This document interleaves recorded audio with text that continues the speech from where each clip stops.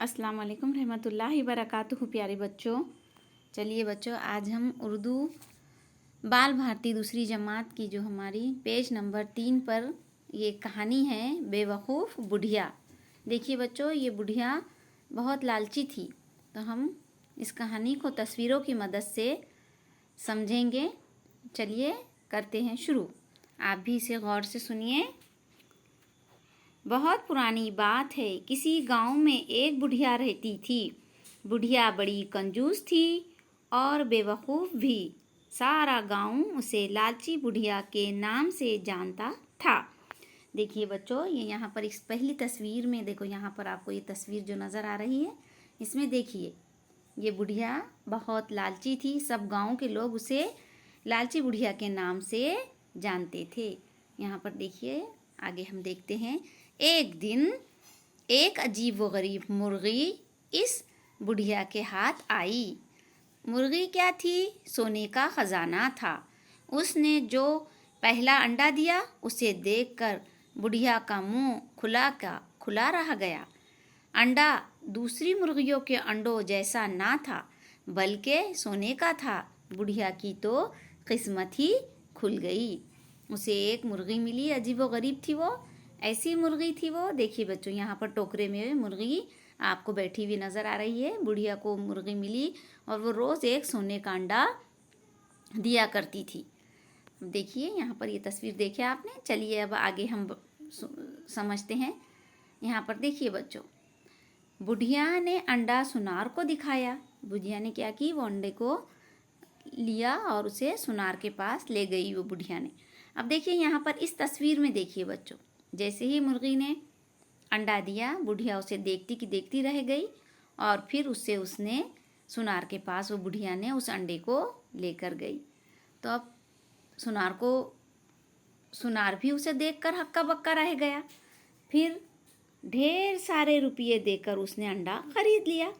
वो जो सुनार था, उसने ढेर सारे रुपये देकर उस अंडे को खरीद लिया। इसके बाद ये रोज़ का मामूल हो गया। मुर्गी अंडा देती और बुढ़िया उसे बेचकर ढेरों रुपये ले आती। एक दिन बैठे बैठे बुढ़िया के जी में ख्याल आया, मुर्गी रोज़ एक अंडा देती है, हो न हो इसके पेट में बहुत सारे अंडे भरे हैं। बुढ़िया ये सोचकर झिंझलाई कि कम बखत मुर्गी सारे अंडे एक ही दिन में क्यों नहीं दे देती। अगर ऐसा हो जाए तो वारे न्यारे हो जाएं। इसने सोचा, क्यों ना मुर्गी के पेट से सारे अंडे एक साथ निकाल लूं। कौन रोज़ रोज़ इंतज़ार करे। देखिए बच्चों, आगे क्या होता है देखिए। फिर क्या था, बुढ़िया ने मुर्गी को पकड़ा और उसका पेट चाक कर डाला। मगर ये क्या, वहाँ तो अंडों का नाम व निशान भी ना था। बुढ़िया ने अपना सर पीट लिया। अब तक इसको हर दिन सोने का एक अंडा मिल जाता था, अब वो भी जाता रहा। देखिए बच्चों, यहाँ पर इस तस्वीर में, ये जो तीसरी तस्वीर है, कैसा बुढ़िया अपने दोनों हाथ अपने चेहरे पर अपने सर के नीचे लगाकर बैठी हुई है। क्यों बैठी है उन्हें? कि उसने लालच में आकर मुर्गी का पेट चाक कर दिया, जिसकी वजह से वो मुर्गी मर गई।